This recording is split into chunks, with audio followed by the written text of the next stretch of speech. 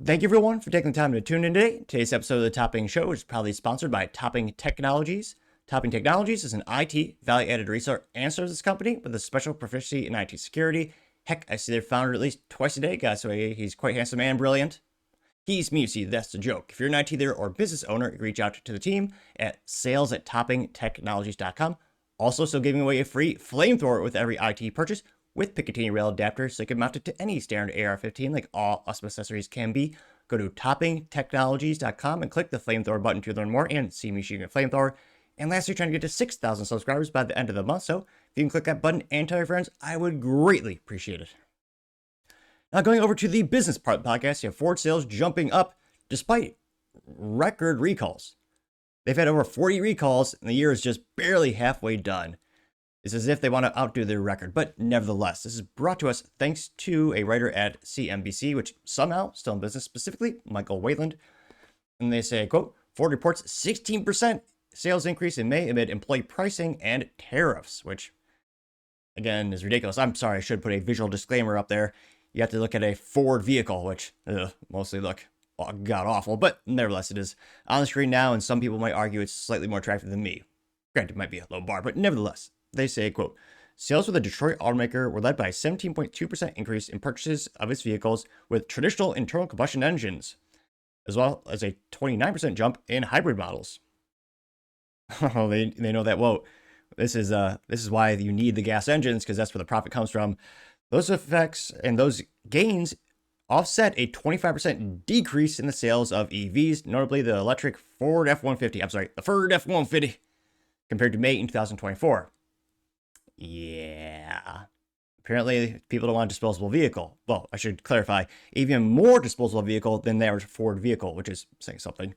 Now, they say, quote, May marked the third consecutive year-over-year double-digit sales increase for the automaker, led the past 2 months with this employee pricing program that's continuing through the 4th of July weekend. Now, Ford's spokesman said, quote, Ford's From America for America employees pricing program continues to connect with consumers and drive strong sales, unquote. Which, yeah, it's one of those cliche discounts that most major automotive manufacturers have done in past decades. I mean, shoot, when I was a kid, you had the GM Friends and Family discount, and shoot, the Detroit Big Three, GM, Ford, as well as Chrysler, they're pretty well known for this. And again, pretty much every car brand does this from time to time. But you're getting a discount, but it's usually not technically the employee thing, but it gets the point across. Now they say, quote, the automaker announced a price promotion as President Trump's 25% auto tariffs were imported on vehicles took effect in early April. However, since then, Ford has announced that some vehicle price increases, specifically those imported from Mexico. A Ford spokesman told Reuters that the price hikes, which affected vehicles built after May 2nd, were a combination of seasonal adjustments and tariff impacts. They also note that beginning in late March, consumers rushed to purchase new vehicles ahead of the potential price increase due to tariffs, which they helped. I believe Subaru had their best year ever.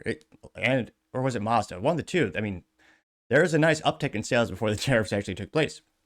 Now, they note that Cox Automotive last week forecast U.S. sales pace for May would be slower than in the tariff expected.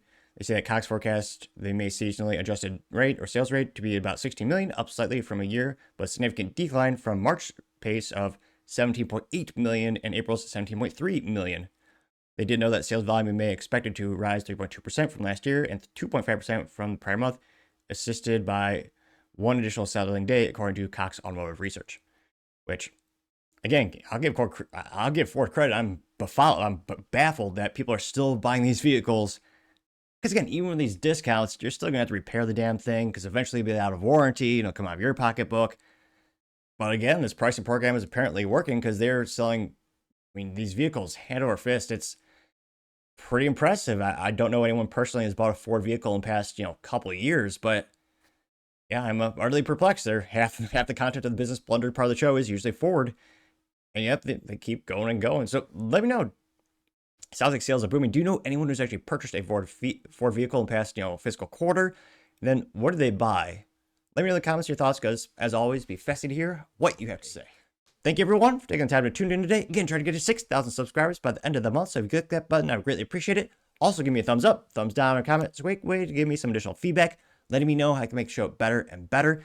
Lastly, don't forget to take time to tell your family, tell your friends, tell your coworkers, heck, tell your enemies, anyone and everyone. Just stay safe and fight the good fight.